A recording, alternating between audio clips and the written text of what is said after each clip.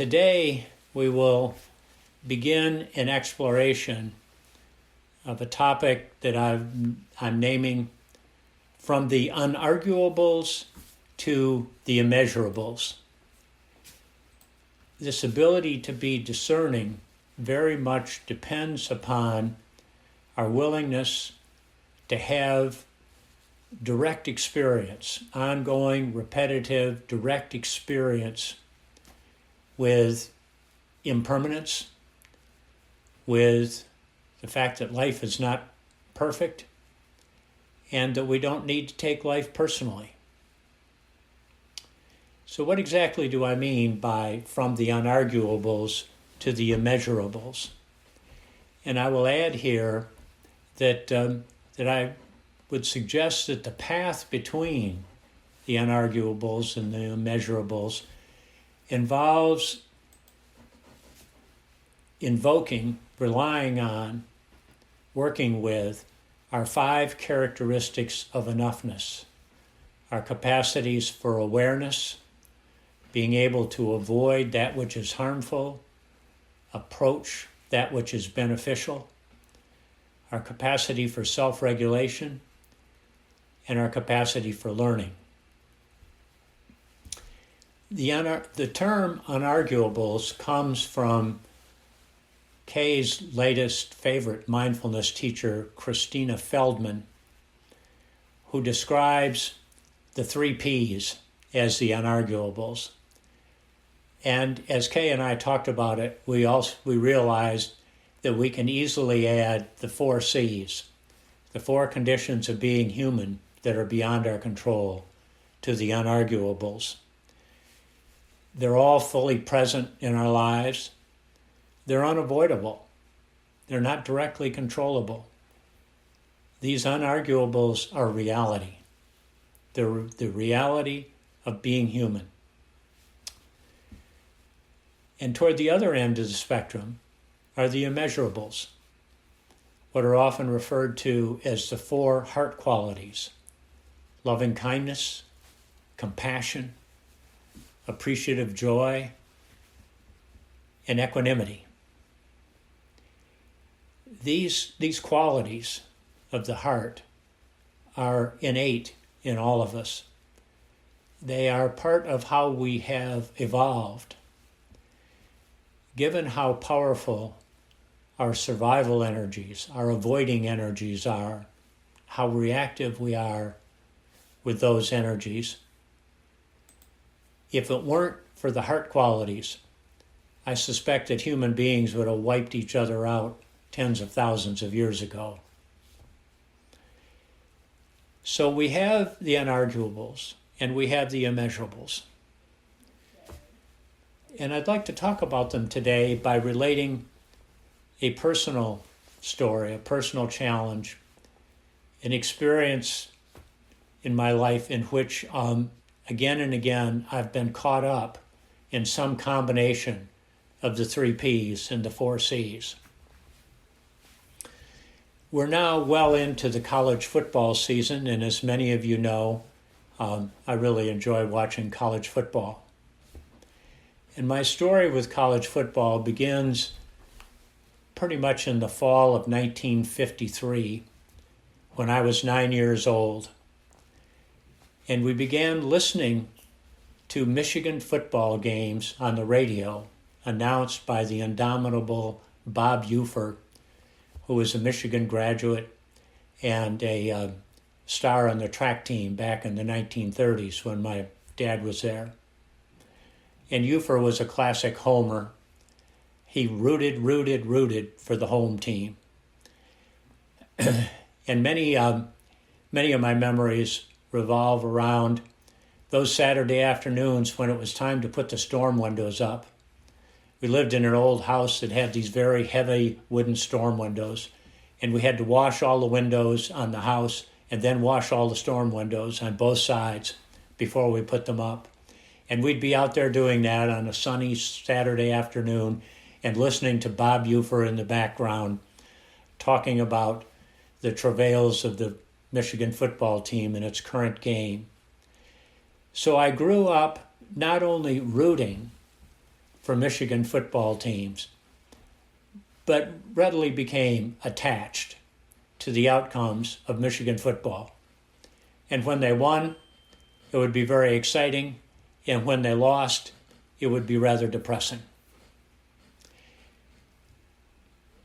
In my experience with, and I continued to follow Michigan football through all of the years, and late in the 1997 season, Michigan was undefeated. In fact, they completed the regular season undefeated, which meant they were going to the Rose Bowl.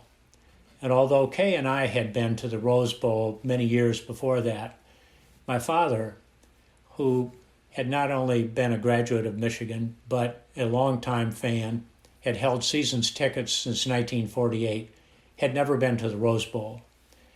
So Kay and I went with my father and my stepmother, Barb, to the Rose Bowl. And it was very exciting. Michigan won the game and remained undefeated. And in all likelihood, we knew at that time that they'd won at least a share of a national championship. The most memorable part of that whole trip, of my whole Michigan football experience, occurred in the moments after the game was over. As we exited the stadium, even by this time in California, it's pretty dark, and we were walking along to the back to the bus, and my dad and I were walking together, and the connection I felt to him after all of these years of having this relationship with Michigan football, and the excitement that we were feeling in that moment, the satisfaction, the gratification, it was a very, very deeply connecting moment, one I'll never forget. And that connection, this family connection, endures to this day. For several years now, Matt and Connor and Claire have come over on Saturday afternoons to watch college football. Matt usually brings the food, whether it's lunch or snacks or even dinner, and we settle in and we watch the Michigan game and other college football games. There is a quality of connection in being able to have this experience with family. And yet I have very mixed feelings about our watching college football. Sure, it's a very exciting experience. It's entertaining. The uncertainty involved in watching the game, the skill levels of the players, the things that they can do are just amazing. And the experience of being connected with family. And also knowing that among these athletes, there are many who would not have had the opportunity for a college education if they hadn't been part of a football program. And what they've learned is being part of a team, the skill, the connecting, the relying on one another. Those are the things that I still find appealing. And yet, there's all this money involved. It's obscene. I don't know how many coaches, college football coaches there are these days who get paid somewhere between $5 and $10 million a year. Sure, it's a hard job, but by any measure, that's an obscene amount of money. One conference just signed a contract to have their games televised for $7 billion. There are many ways in which football is a distraction. It's a distraction for the university. It's a distraction for the fans. It's horrific. And of course, with all that money comes corruption. And I won't even begin to list all of the ways that college football has become corrupt over the years. And the fact is that even though there are many ways that it's a plus for the athletes, it's also a big negative. In many cases, they're used and abused and thrown away. So in many ways, it feels irresponsible to me to watch football. even though there's this deep sense of connection. So what I'd like to do is explore these strong mixed feelings that I have about college football in a guided practice.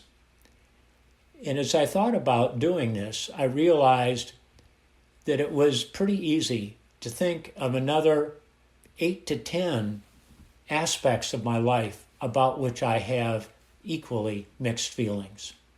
So I suspect that that's present for you as well. So let's move into the practice around this and explore it in a little more depth.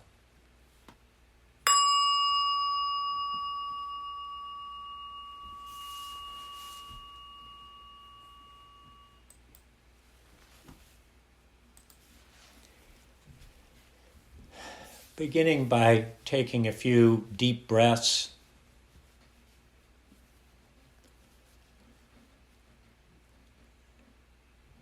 Filling our lungs all the way to our shoulders. And slowly letting the air out on the out-breath. Feeling any extra tension or energy moving away.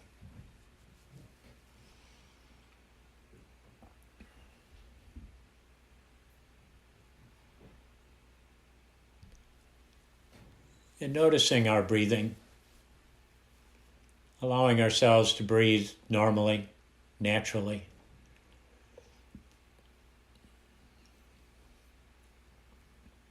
Perhaps counting a few breaths.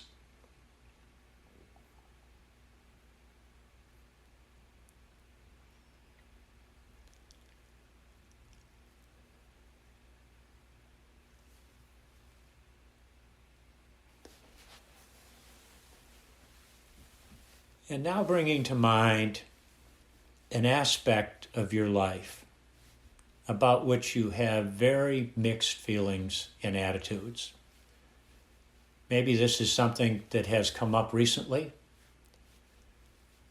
or maybe it's something that has been recurring for a while. Maybe it has to do with your own experience with a sports team. Or maybe it has to do with a religious experience or a group of people that you've known over the years that you used to be close to, but you're more distant from now.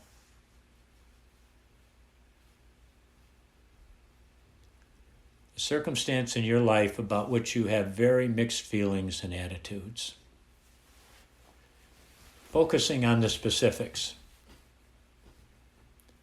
Who's involved? Where does this typically occur?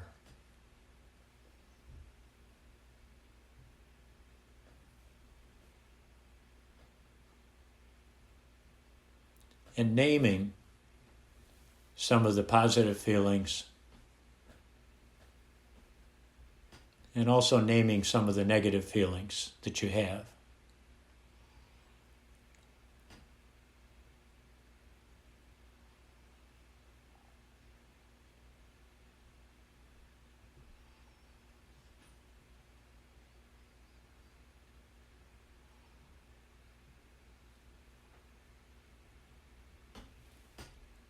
Just feeling caught up in these mixed attitudes.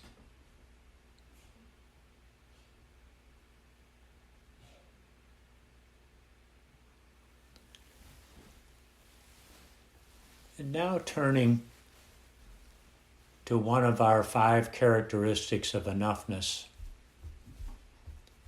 of awareness. Our capacity to be aware of what we're aware of.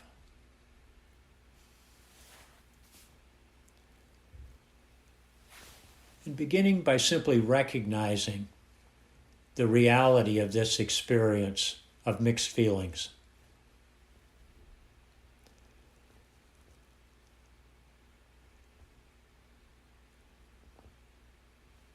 By putting ourselves back in the specifics, we've been recognizing it. And now acknowledging its presence. It's already happened. It's there.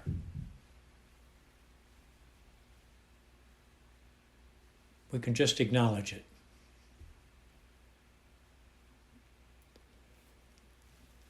And perhaps we can expand acknowledging to allowing for the reality of its presence.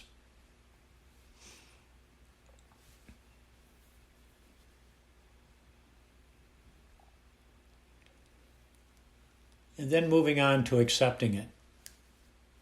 This is how it is. This is how it is right now. This is how it has been.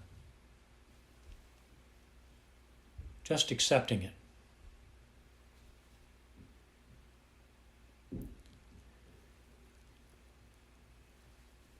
And in moving from recognizing to acknowledging, to allowing, and accepting, we are shifting into the observer role.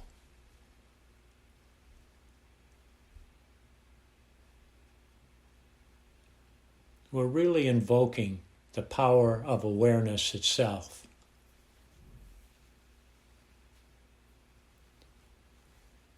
Observing our attitudes, our behaviors from a distance. We know they're there, and we know we can observe them. Creating a little space between ourselves and the direct experience.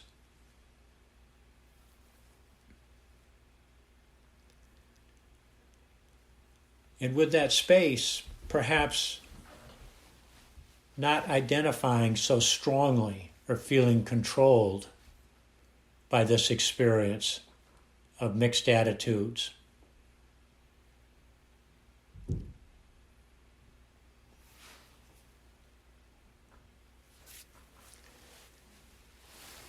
And now considering the roles that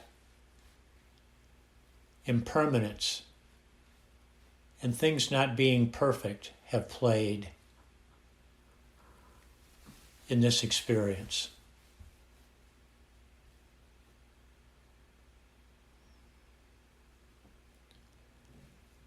The roles that you're conditioning, the 4 conditions as they apply to you, are playing.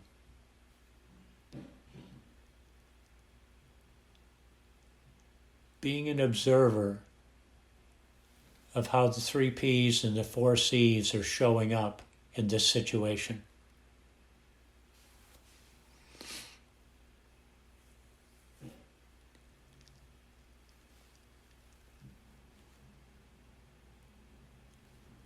Being aware of how the P's and the C's can cause you to take this experience personally.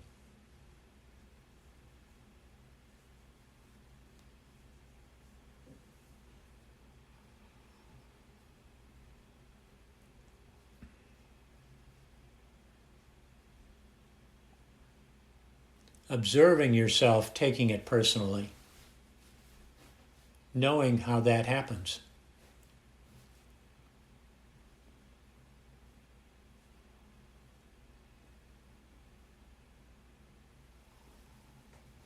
And from this place of observer, now consider the possibility of yes and, of both and, of how all of these aspects of this experience are real. Being able to see all aspects from the role of observer.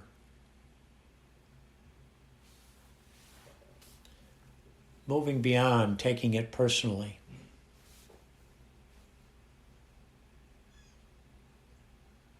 Saying yes.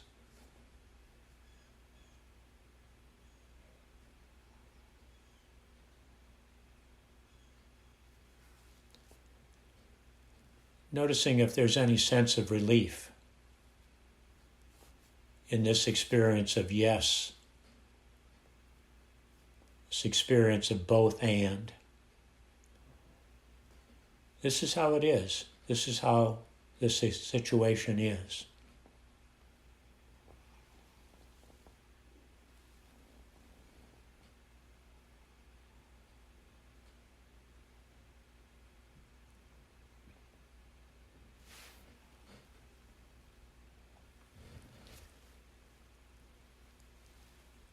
And taking a deep breath and letting go of this experience.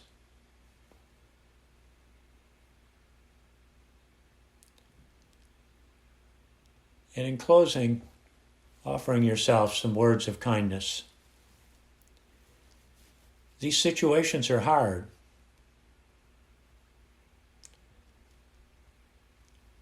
Acknowledging that everybody struggles with the impact of the 3 Ps and the 4 Cs. Offering the same words to yourself in this moment that you might offer to a friend who's struggling.